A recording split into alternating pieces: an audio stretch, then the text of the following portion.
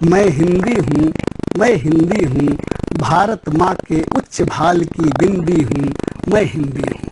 प्यारे बच्चों नमस्कार। आशा है आप लोग ठीक से होंगे, स्वस्थ होंगे और लॉकडाउन के नियमों का पालन करते हुए अपनी पढ़ाई कर रहे होंगे। अभी आपने पंक्तियाँ सुनी, मैं हिंदी हूँ। आप समझ गए होंगे कि आज की हम हिंदी की जो कक्षा प्रारंभ करने जा रहे हैं उसमें हम अपने पाठ्यक्रम की जानकारी प्राप्त करेंगे।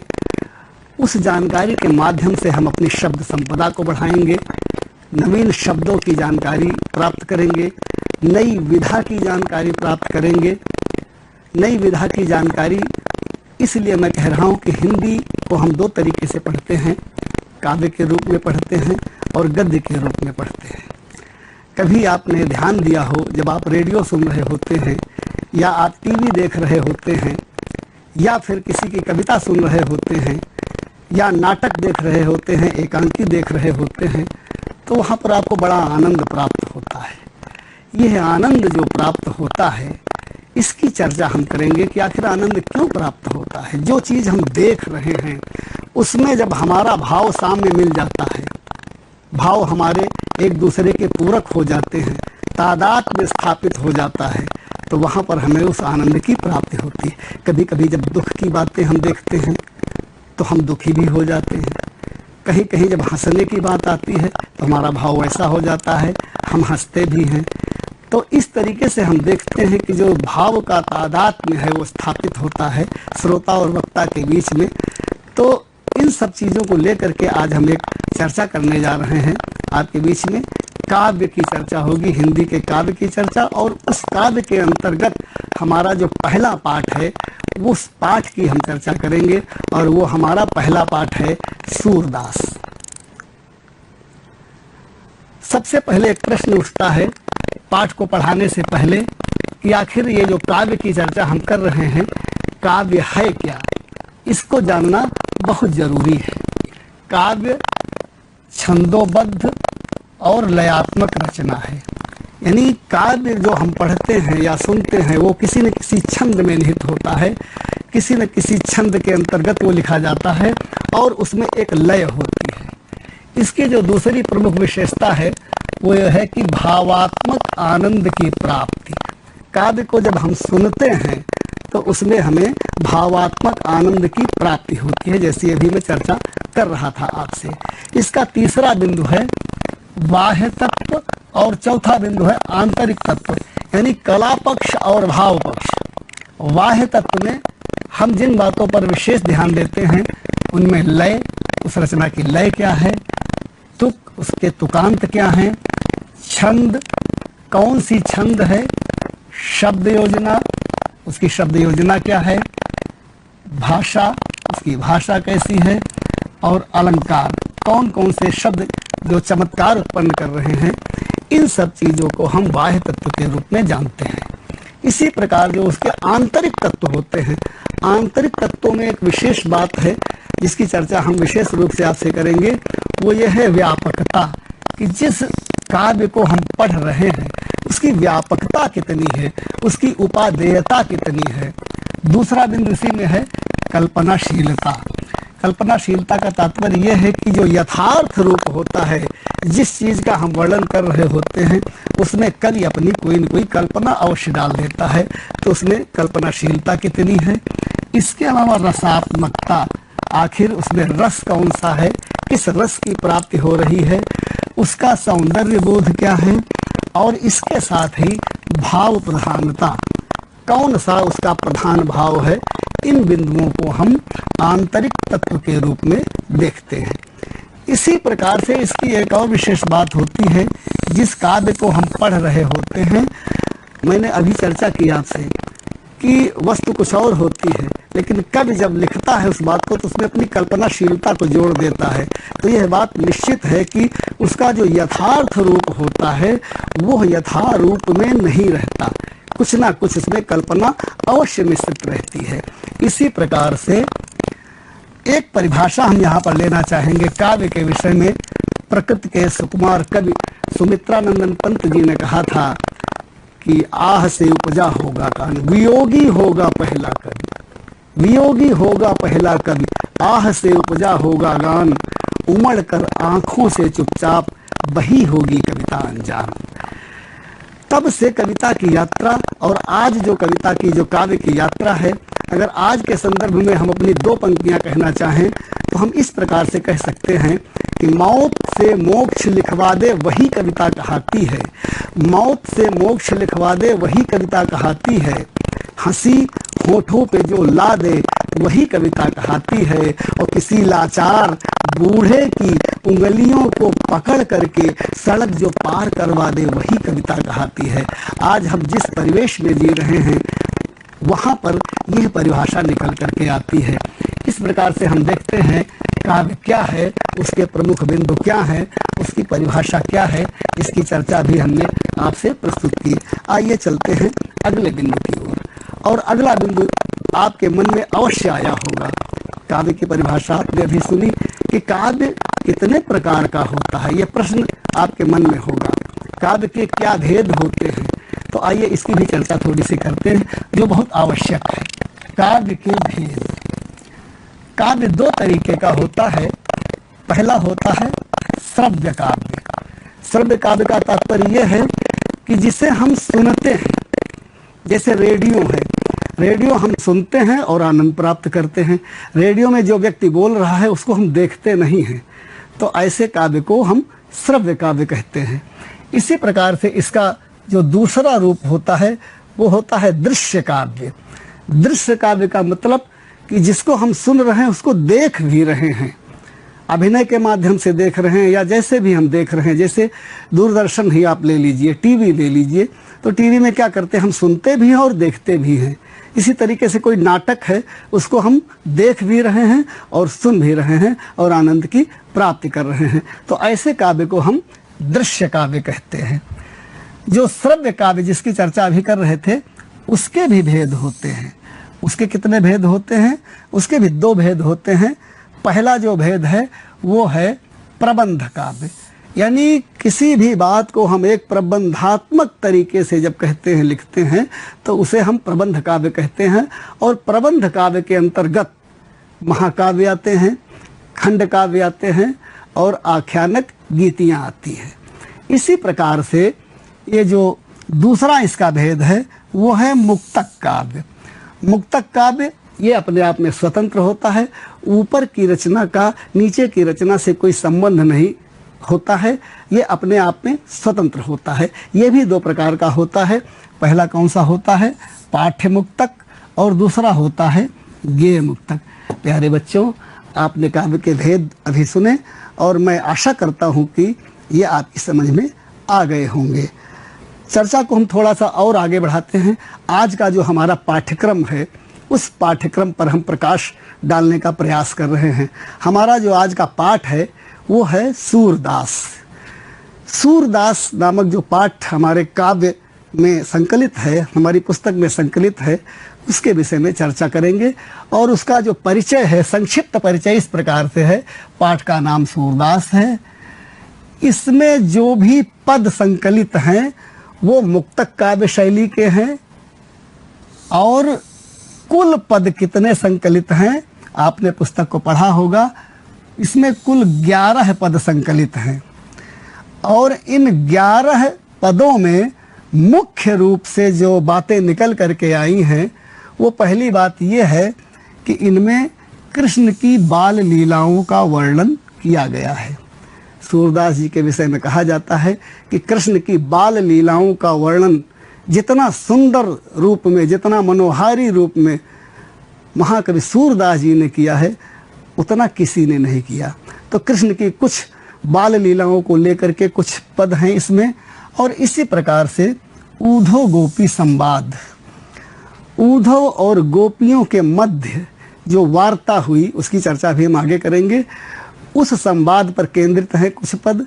और इसके अलावा निराकार से साकार की ओर, यानी निराकार ब्रह्म की चर्चा भी इसमें की गई है, जिसकी चर्चा उद्धव जी ने गोपियों से की थी।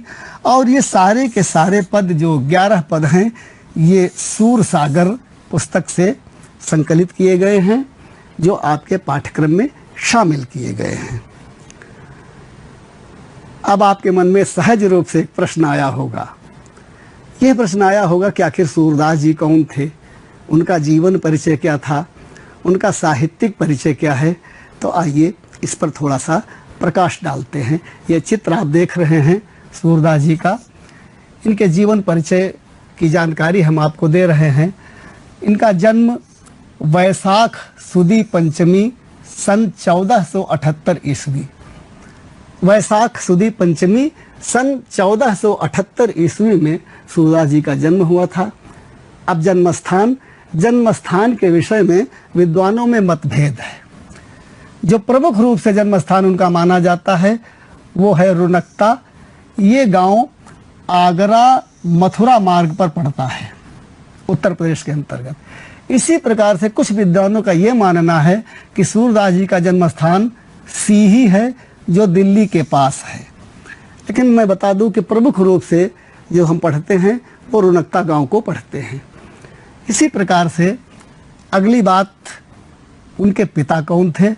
पिता का नाम श्री रामदास सारस्वत, और गुरु जिन्होंने उन्हें शिक्षा दी, शिक्षा दीक्षा जिससे उन्होंने ग्रहण की, उनका नाम था आचार्य वल्लभाचार्य।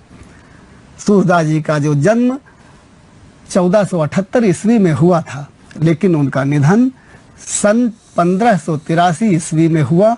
और गोवर्धन जो ब्रज क्षेत्र में स्थित है, गोवर्धन के पास एक स्थान है पारसौली, वहाँ पर उनका निधन हुआ था।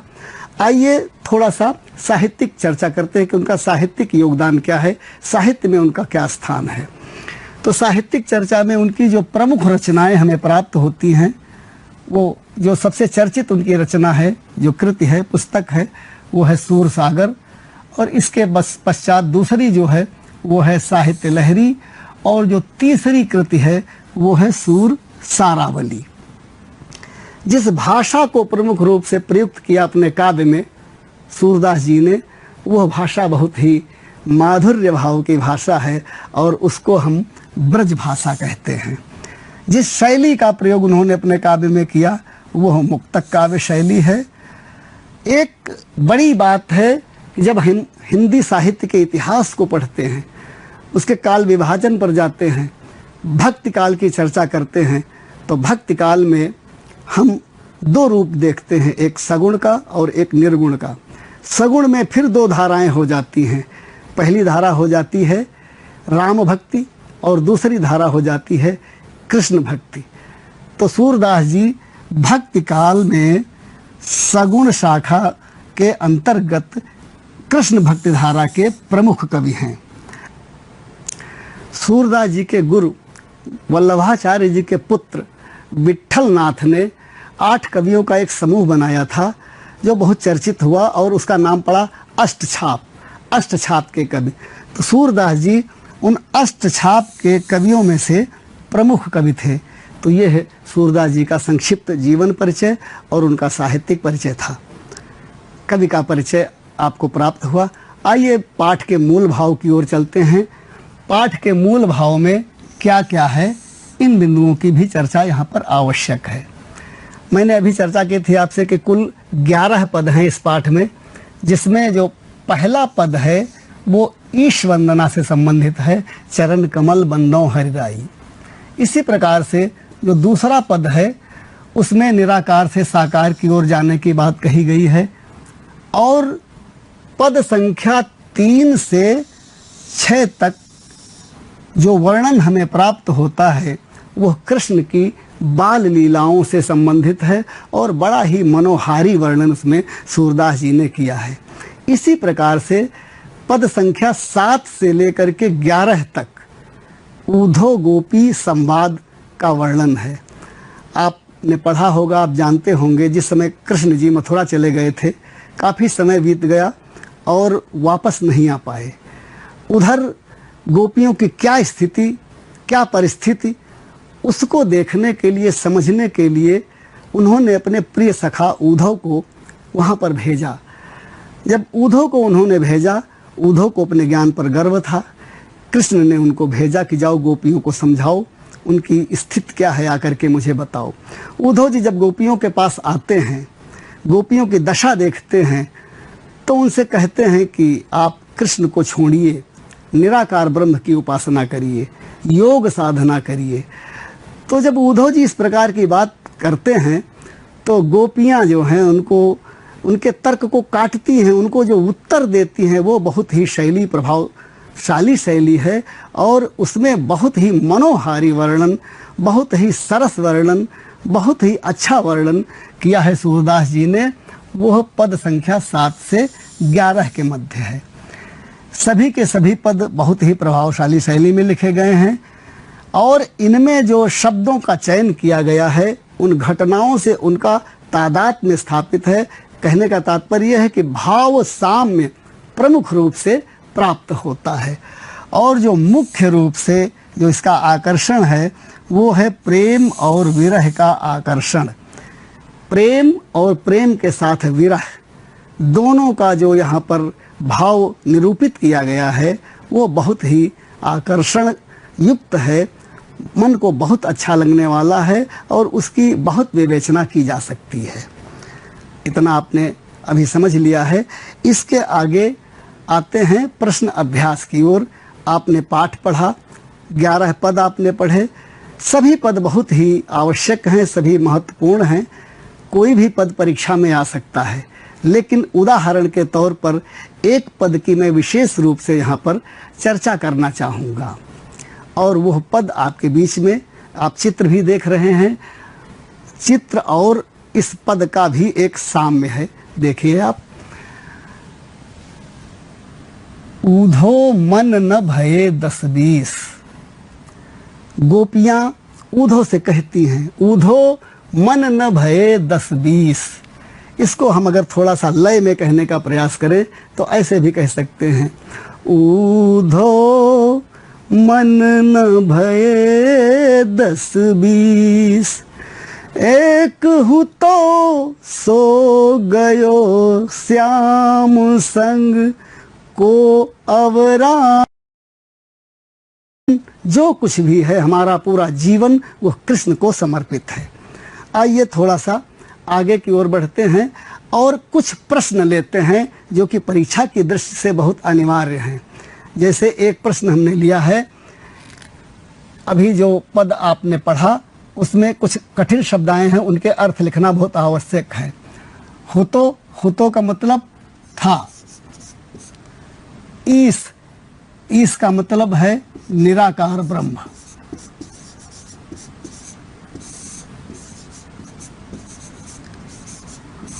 श्वासा यानी श्वास, प्राण। इसी प्रकार से अवराध है, इसका अर्थ है आराधना करे। शिथिल का भाव यहाँ पर है निष्प्राण सा हो जाना, निष्प्राण से। और बरीस, ये वर्ष का अपभ्रंश है, वर्ष। एक प्रश्न की चर्चा हम और करना चाहेंगे जो अक्सर परीक्षाओं में पूछा जाता है। वो एक पंक्ति होती है और उसका भाव स्पष्ट करना होता है। एक हमने यहाँ पर पंक्ति लिया है, रूप रेख गुण जाति जुगति बिनु, ये पंक्ति है और यह पद संख्या 2 में मिलती है। इसका भाव स्पष्ट करने के लिए प्रश्न दिया गया है। इस पर विशेष ध्यान देने की जरूरत है। यह प्रश्न जो है वो निराकार ब्रह्म से संबंधित है। निराकार ब्रह्म का जो आकार है, स्वरूप है, वो कैसा होता है? रूप रेख गुण जाति जुगति बिन, यानी ना तो उसका कोई रूप है, ना तो उसका कोई आकार है, ना तो उसका कोई गुण है, ना तो उसकी कोई जाति है और ना तो वह किसी व्यक्ति के द्वारा प्राप्त किया जा सकता है, किसी युक्ति के द्वारा प्राप्त किया जा सकता है। ऐसा होता है निराकार ब्रह्म। तो इस पंक्ति का भाव ये है, यह निराकार ब्रह्म के विषय में है कि निराकार ब्रह्म का जो स्वरूप होता है वो रूप कोई नहीं होता है, उसका कोई आकार नहीं है, उसका कोई गुण नहीं है, उसकी कोई जात नहीं है और उसको कहीं से भी प्राप्त नहीं किया जा सकता है। आइए अंत में हम आंतरिक मूल्यांकन की ओर चलते हैं। अभी आपने इतना हमारी चर्चा को सुना तमाम आपके मन में जिज्ञासाएं होंगी, वो भी आप जब चाहेंगे उनको शांत किया जाएगा, उनका समाधान प्रस्तुत किया जाएगा। लेकिन कुछ अभ्यास कार्य आवश्यक है, जिसमें 2 प्रश्न मैं आपको बता रहा हूं कि आप इतना कर सकते हैं कि सूरदास जी का जीवन परिचय स्वयं लिखिए। और दूसरा प्रश्न आपके लिए है कि जिस प्रकार से एक पद की चर्चा मैंने की है, उसी प्रकार से अन्य पदों की भी व्याख्या आप लिखने का प्रयास करिए। मैं उम्मीद करता हूं कि इस चर्चा में आपको तमाम प्रश्नों के उत्तर मिले होंगे, तमाम बातें मिली, तमाम अंक इसमें समायोजित हो सकते हैं। जैसे काव्य क्या है, काव्य के भेद क्या हैं, ये भी आपका एक अच्छा सा प्रश्न है और उसका उत्तर है। इसी प्रकार से पाठ का जो मूल भाव है वो भी आपको प्राप्त हुआ, एक पद की व्याख्या भी और कुछ प्रश्नों के उत्तर भी आपको प्राप्त हुए। इस प्रकार से जो हमारा लक्ष्य था, मैं आशा करता हूं कि उस लक्ष्य की प्राप्ति हुई है और ये चर्चा आपको अच्छी लगी होगी। फिर अगली चर्चा में मिलेंगे, तब तक के लिए धन्यवाद, नमस्कार।